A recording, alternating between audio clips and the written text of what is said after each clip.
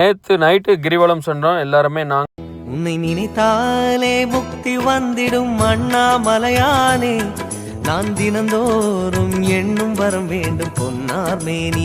Reach ஆகிட்டோம். கோயிலுக்கு முன்னாடி போயிட்டு சிவனை தரிசனிக்க முடியல, ஏன்னா கோயில் க்ளோஸாக இருந்து ஒரு ஃபோட்டோ எடுத்துகிட்டு அந்த டைமில் எங்கள் இவங்களுக்கு வந்து இன்றைக்கி பர்த்டே 12 மணிக்கு. இப்போ கிரிவலம் நம்ம சுற்றிட்டு இருக்கோம். இவங்கெல்லாம் விஷ் பண்ணிடுங்க எல்லாரும்.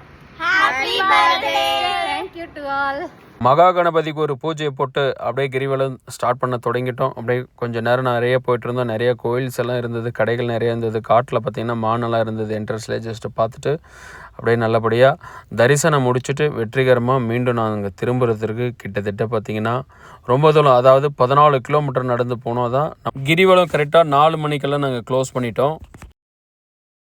நல்லபடியாக சுற்றிட்டு வந்துட்டோம். காலெல்லாம் பயங்கர வலி.